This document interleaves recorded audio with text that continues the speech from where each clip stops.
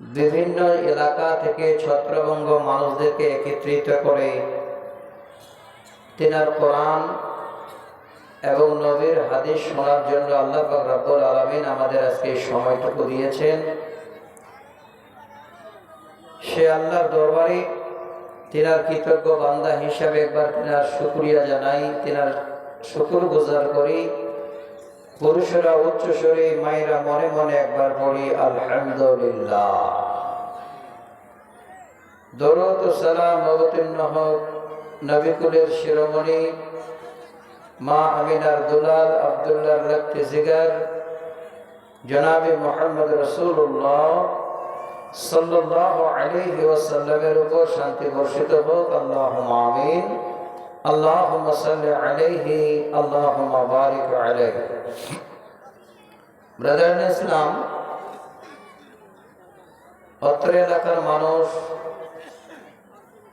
আপনারা জালসা শোনার জন্য ঠান্ডার দিনে বাড়িঘর ছেড়ে, সুন্দর বিছানা ছেড়ে এরকমের এক খড়ের বিছানায় আপনারা বসে আছেন শুধু আল্লাহর কোরআন এবং হাদিস শোনার জন্য। আমরা অনেক দূর থেকে এসেছি আপনাদের ডাকে সাড়া দিয়ে। আমরা অবশ্যই চিন্তা ভাবনা করব যেন আপনাদের এই সময়টা, এই মূল্যবান দামি টাইমটা এদিক ওদিক কোনো কথা বলে নষ্ট না হয়। আমরা যখন এখানে বসতে পেরেছি, আল্লাহ যখন বসিয়েছেন, তাহলে আল্লাহর কোরআন এবং সহিহ সুন্নাহর বাণী শুনে যেন আমরা আমাদের জীবনকে ধন্য করতে পারি। তাই আপনাদের জন্য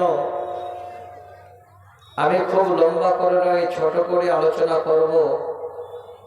আল্লাহর কোরআন থেকে সর্বপ্রথমে সূরা নিসা নামে একটি সূরা নিসার 19 নম্বর আয়াতের শেষ একটু অংশ আমি আপনাদের সামনে তুলে দিলাম।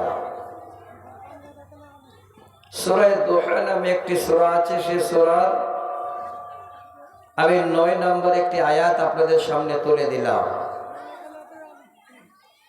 সহিহ বুখারী মুসলিম থেকে একটি হাদিস আমি আপনাদের সামনে উল্লেখ করেছি, হাদিস নাম্বার 3837। মুসনাদে হাকিম নামে একটি হাদিসের কিতাব, সহিহ সনাদে নাসিরউদ্দিন আলবানী হাদিসটাকে সহিহ হাসান বলেছেন। হাদিস নাম্বার 189। এই দুটো হাদিস আমি আপনাদের সামনে আমার মাজমুনকে সামনে রেখে পড়েছি। আল্লাহ, তুমি আমাকে বলার, শ্রোতাদের শ্রবণের পরে আমাদের উভয়কে তুমি আমল করার তৌফিক দিও। তাই সকলে মিলে একবার জিভটা হিলিয়ে, ঠোঁট দুটো হিলিয়ে পড়ি আল্লাহুম্মা আমিন। আমার দিনী বন্ধু, আমি যে টপিক, যে মাজমুনের উপরে আজকে আলোচনা করব, সেই মাজমুনটা বর্তমানে আমাদের সমাজে এত জরুরি, এত দরকার। যদি আমরা এই রকমের আলোচনা থেকে দূরে সরে থাকি, আমরা না জানি, আমাদের জানা না থাকে, তাহলে ডেলি দিন দেখবেন আপনাদের আমাদের বাড়িতে গন্ডগোল হবে, কথা কাটাকাটি হবে, স্বামী স্ত্রী রাগারাগি হবে, ছেলে মেয়েদের উপরে অত্যাচার হবে। তাই আমি আপনাদের কাছে পরিষ্কার করে কোরআন এবং সহিহ সুন্নাহর উপরে এই আলোচনাটাকে নিয়ে আলোচনা করতে চাই। আল্লাহ, তুমি আমাকে বলার, শ্রোতাদের শ্রবণের পরে আমল করার তৌফিক দিও, আমিন। আমার যেটা আজকে মাজমুন, যেটা হলো বিষয়, সেটা হলো মিয়া বিবি কা হক। খুব ভালো করে একটু শুনে নেবেন। প্রয়োজন আছে কিনা আমাদের, দরকার আছে কিনা আমাদের, এই মাদ্রাসার প্রয়োজন আছে কিনা, এই মাদ্রাসা থেকে আমাদের জীবন ব্যবস্থা, এখান থেকে আমরা কি পাব। আজকে হয়তো আপনারা এখানে বসে আছেন, আমার মায়েরা জালসা শোনার জন্য এখানে এসে পৌঁছে গেছেন। আজকে এত ভদ্রভাবে মায়েরা আমার বাচ্চাদের কোলে নিয়ে বোরখা পরে এখানে বসে বসে কোরআন শুনছেন। এই মার কানে যদি এই কথাটা না পৌঁছাতে পারা যায়, দেখা যাবে সেই বোরখাওয়ালি মা, বোরখা পরা আপনার ওয়াইফ, আপনার বিবি বাড়িতে গিয়ে আপনার কলার ধরতেও ছাড়বে না, আপনাকে ফাঁকি দিতেও ছাড়বে না, আপনার সঙ্গে দুর্ব্যবহার করতেও ছাড়বে না। তাই আমি আপনাদের কাছে অনুরোধ করছি, কথাটাকে খুব ভালো করে আপনারা একটু শুনবেন। আমি আপনাদের সামনে কোরআন এবং সহিহ সুন্নাহর দলিল দিয়ে আলোচনা করব। আজকে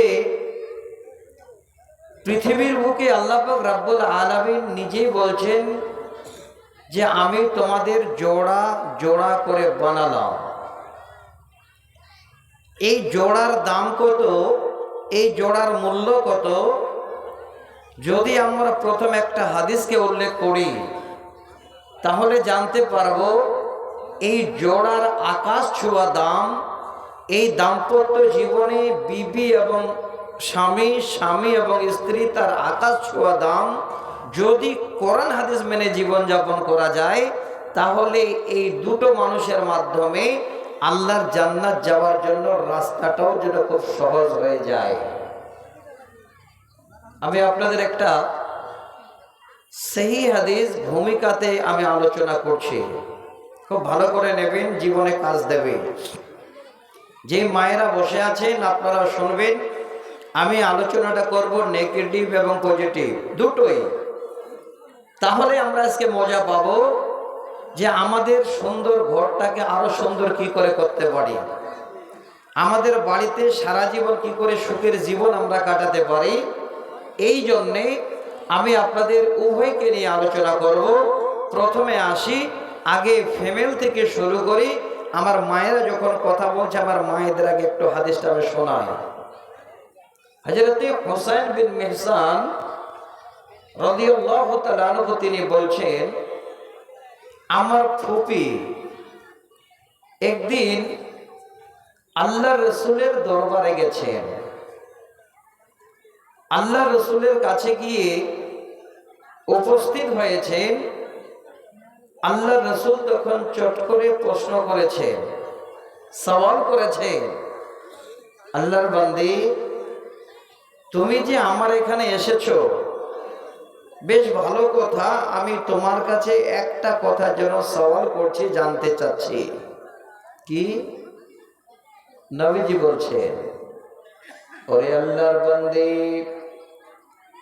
আমি তোমার কাছে জানতে চাই, যার কাছে এতদিন তোমার জীবন যৌবন কাটালে, যার বাড়িতে এতদিন ধরে তুমি তোমার সময়টাকে অতিবাহিত করলে, যার মাথা হাতে যার দায়িত্বে তুমি তোমার বাবাকে ছেড়ে জীবন কাটালে, সে হলো তোমার খাওয়ান, সে হলো তোমার স্বামী, সে হলো তোমার হাজবেন্ড। আমি নবী জানতে চাই, তোমার স্বামী তোমার ঘরে তোমার বাড়িতে মজুদ আছে কিনা? নবী সওয়াল করলেন, জানতে চাইলেন। এবার তিনি আল্লাহর বান্দে হুসাইন বিন মিহসানের ফুপি বলেন, নবী গো, আমার স্বামী বর্তমানে মওজুদ, আমার স্বামী বাড়িতে উপস্থিত আছেন, হাজির আছেন। ওগো নবী, এমন একটি প্রশ্ন করলেন, আমি তার জবাব দিচ্ছি।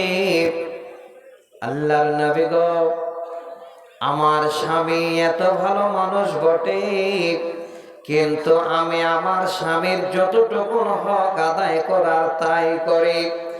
আমার স্বামীর যেটুকু প্রয়োজন আমি আমার স্বামীর প্রয়োজন মেটাতে পারি। নবীজি, আমার স্বামী আমার থেকে অনেক যেন কম করে। আমি যা করি আমার মতো আমার স্বামী তা আমার করতে পারে না। মানে একটু আমি যেমন হক আদায় করি, আমার স্বামী হক আদায় করতে একটু যেন কমতি করে।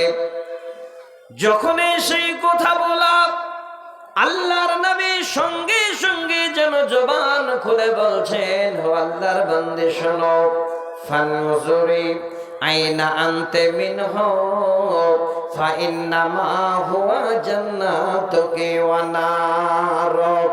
ওরে আল্লাহর বান্দে রে, ভালো করে তুমি লক্ষ্য করো, কথাটা ভালো করে তুমি শুনে নাও। আল্লাহর নবী বলছেন, ফাইন্নামা হুয়া জান্নাতুকি ওয়া নারুক।